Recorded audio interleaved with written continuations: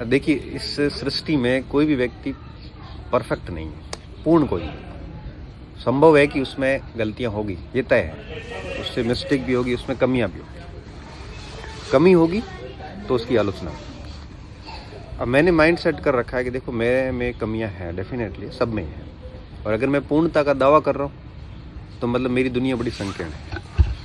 तो ये तय बात होगी कि आलोचना होगी। तो मैं पहली बात तो इस स्थिति से निपटने के लिए ऐसे रेडी हूँ कि मेरी आलोचना होगी। अगर मैं ये सोच लूँ ना कि मेरी आलोचना कभी नहीं होगी, तो मैं आलोचनाओं को सह नहीं पाऊँगा। मुझे पता है आप आलोचना होगी, पहली बात। अब हो गई आलोचना, तो उसको निपटना कैसे है? तो मैं जनरली आलोचकों को नोटिस करता हूँ, लिखा हुआ, बोला हुआ, कहा हुआ जब मेरे सामने आता तो मैं सबसे पहले आत्ममंथन करता हूँ कि क्या सच में मेरी तो उसमें गलती या कमी तो नहीं है। अगर है तो मैं सच में उस पर काम करता हूँ, उसको ठीक करता हूँ। और मुझे लगता है कि बेबुनियादी बातें ईर्ष्यावश कर रहे हैं तो मैं इग्नोर मारता हूँ। क्यों?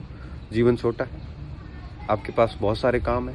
अगर इन फालतू चीज़ों में अपना समय खराब करोगे तो आप अपना काम नहीं कर पाओगे, आलोचक सक्सेस हो जाएगी।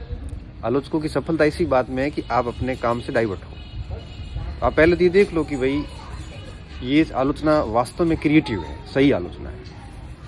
तब तो आप उस चीज़ को धीरे धीरे अपने जीवन लाइफ स्टाइल में ठीक करना शुरू कर दो। आपको लगता है कि बेबुनियादी वाहियात बातें हो रही है, ईर्ष्यावश आपकी प्रसिद्धि डाइजेस्ट नहीं हो रही, तो दया करो उस पर, छोड़ दो उसको।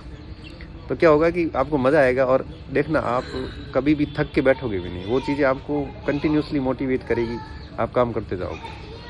मैं तो बड़ा संतोषी व्यक्ति था। सेकंड ग्रेड बनने के बाद गाँव जाके मस्त